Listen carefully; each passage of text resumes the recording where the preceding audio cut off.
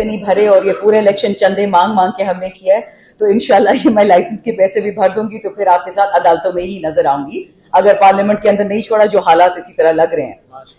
दो चार बातें आपसे करनी थी। देखिए, आज हमारा टॉपिक था रूल ऑफ लॉ। आप सब प्रैक्टिसिंग वकीलान, मैं आपको क्या लेक्चर दूंगी, लेकिन जिस जिदोजहद से हम गुजर रहे हैं एटलीस्ट उसकी थोड़ी सी झलक आपके साथ शेयर कर लूं, क्योंकि ये जो हमारा मकसद है वो सिर्फ एक मकसद है। हम हमेशा पश्तो में कहते हैं कि माल द खुदैद है, ये जो कुछ भी है सब अल्लाह का है, चाहे हमारे जाने हैं, चाहे हमारे माल है, चाहे हमारी इज्जत है या जिंदगी है। तो हम जो इस वक्त यहाँ खड़े हैं आपके साथ या अदालतों में या खान साहब के साथ, ये सिर्फ इस मुल्क पाकिस्तान के लिए खड़े हैं।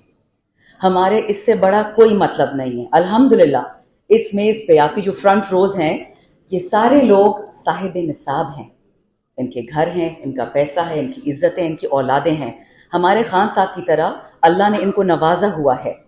लेकिन अगर इन लोगों ने अपने घरों की बेहुरमती बर्दाश्त की, अपने ऊपर जेल बर्दाश्त की, हमारा लीडर अभी भी बेगुनाह जेल में बैठा हुआ है सिर्फ इसलिए कि ये मुल्क रूल ऑफ लॉ पे नहीं चलता।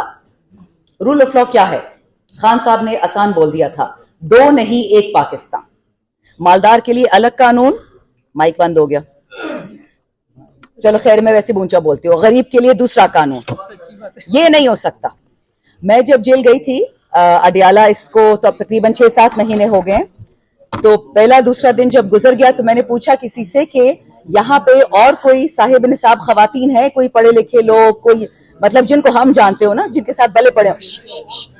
तो आगे से मुझे जवाब देते कि जी अल्हम्दुलिल्लाह जेल में सिर्फ गरीब आते हैं, मालदार कोई नहीं आता। तो ये आपके मुल्क का हाल है कि सारी सजाएं गरीबों के लिए हैं, सारी तकलीफें गरीबों के लिए। और इसलिए मैं रूल ऑफ लॉ का एक टॉपिक डिस्कशन करूंगी आपके साथ, सिर्फ सोच के लिए। जो आप में से नौजवान हैं, प्लीज ये याद रखिएगा कि रूल ऑफ लॉ का डायरेक्ट इंपैक्ट होता है इकोनॉमिक इक्वालिटी पे, मुआशी इक्वालिटी। कमाते आप हैं, टैक्सेस आप देते हैं, उसके महंगे जूते कौन खरीदता है?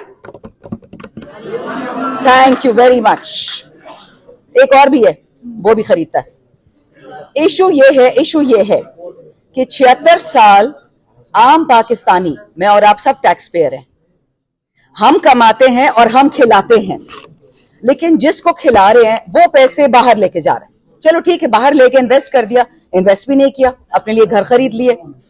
खान साहब का गुनाह सिर्फ इतना है, दो गुनाह खान साहब के। एक तो उन्होंने अक़वाम मुत्तहिदा में ला इलाहा इल्लल्लाह कहने की जुर्रत की थी, उसकी उनको सजा मिली, और इसका मेरे पास सबूत है। कभी इंशाल्लाह अल्लाह मौका देगा, वो वक्त आएगा कि मैं खुल के वो बात कर सकूं कि कौन खान साहब से इस बात पे कौन नाराज है कि इसने ला इलाहा इल्लल्लाह कहने की जुर्रत कैसे की। 52 मुसलमान ममालिक हैं OIC में, किसी ने आज तक हिम्मत नहीं की अक़वाम मुत्तहिदा में ये लफ्ज बोले, उसने बोला। आगे से वो बोलते हैं कि आगे से उन्होंने पूछा, जो वो नाराजगी वाले लोग हैं, वो कहते कि जी, वो पश्तो में कहते दे चामशर को, किसने इसको बड़ा बनाया? इसके अल्लाह ने इसको बड़ा बनाया। दिल जिगरा रखेंगे तो आप भी ये बात करेंगे। हम सारी दुनिया इकोनॉमिकली एक दूसरे पे डिपेंडेंट है, हम जंग की तरफ नहीं जाते, हम किसी से नहीं लड़ते, लेकिन गुलामी 76 साल बाद गुलामी एक्सेप्ट करना हो ही नहीं सकता। ये जो